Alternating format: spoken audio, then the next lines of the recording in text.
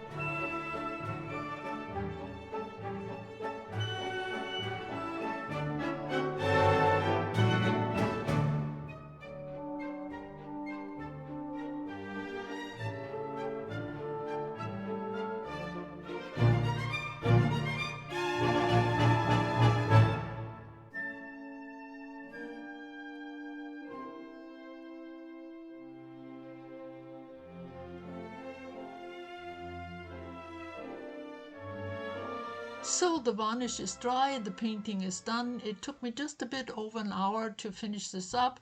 I hope you enjoyed the process, even though this was very simple and very different to what I usually do. For me, it was a really nice, relaxing time, just having fun with colors.